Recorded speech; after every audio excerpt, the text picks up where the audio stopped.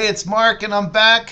Gonna take on session number 2 regarding the initiative 2023-01, and we're gonna jump right into part 2, adopting the Landlord Fairness Code. This is a little redundant from the previous recording, but it is important that we go over every part to make sure that we don't leave anything out. So Section 2, Adopting the Landlord Fairness Code. Through this initiative, the people of the city of Tacoma adopt the following Landlord Fairness Code to protect tenants in our city as further outlined in this initiative. 1.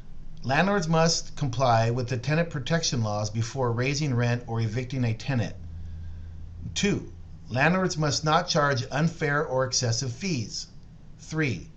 Landlords must give advanced notice of rent increase and pay relocation assistance when significant rent increases require tenants to relocate. 4. Landlords are prohibited from carrying out student/school year evictions and cold weather evictions. 5. It shall be a defense to eviction for a landlord to be in violation of the Landlord Fairness Code as set forth herein. Okay, now we'll go into Section 3, which starts the process of the things that we've been reviewing in detail. So Section 3, landlord must comply with tenant protection laws. Landlords must comply with all tenant protection laws.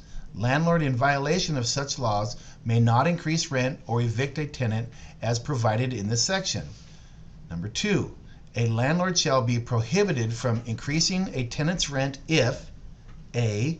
The landlord is determined to be in violation of the tenant protection laws related to health and safety according to the procedures detailed in TMC 2-01-050, or B. The dwelling unit has defective conditions making the dwelling unit uninhabitable if a request for repairs to make the dwelling unit habitable has not been resolved, or the landlord is otherwise in violation of the RCW 59.18.060 as it exists or may be amended.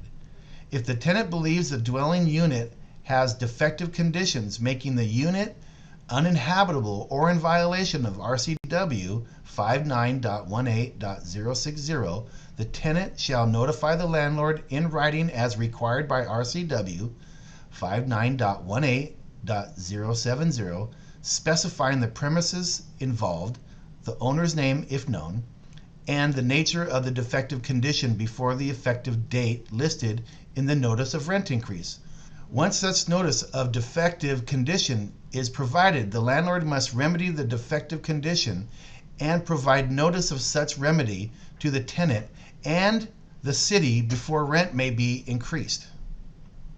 Number 3, it shall be a defense against eviction that the landlord is, at time of eviction, in violation of tenant protection laws related to health and safety pursuant to the procedures set forth in paragraph 2 of this section.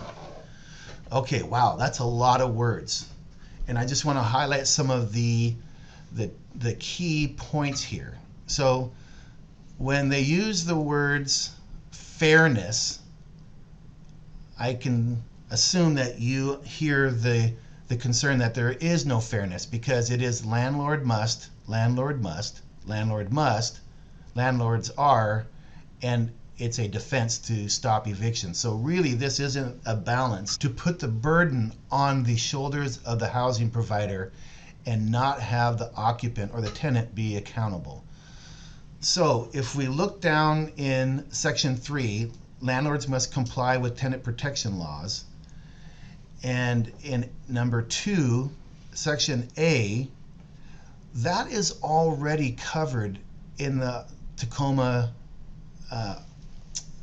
codes, right? So to stop the renter from going through an eviction because they raise a concern that the code is not being followed or that the home is uninhabitable, then why would the occupant wish to stay in the home if it's not inhabitable? Now, I'm not talking about a squeaky door or a water heater not working. Uninhabitable is a place where no corrections besides significant changes would make a difference, right? Second, when they use the words, if the tenant believes the dwelling, well, now we're starting to have a conversation of opinion, not the law. And when the tenant could use that to stop the notice just days before it would take effect, and it would put the landlord in a position where they'd have to go now through the city of Tacoma, as it says right here at the end of number 2, letter B, the landlord must remedy the defective condition and provide such notice of the remedy to the tenant and the city. And the city doesn't have the resources to take on this burden also. So when we're talking about how to protect the quality of housing that tenants may have that is clean, affordable, that's sanitary, well, those conversations should already be having with each other if it's at all happening, not when it's being initiated by a rent increase or enforcing the non-payment laws that are already in place. So, if you want to find out more, the link below will take you to the entire initiative. And then I'm asking you that when the ballots come out in November, that you vote no against initiative 2023-01. The initiative can only be passed in its entirety or not. So, again, I'm asking you to vote no and to reject this initiative and have the stakeholders and the people that created this initiative to come to the table and work something out that is fair and equitable. All right, we'll see you at the next one.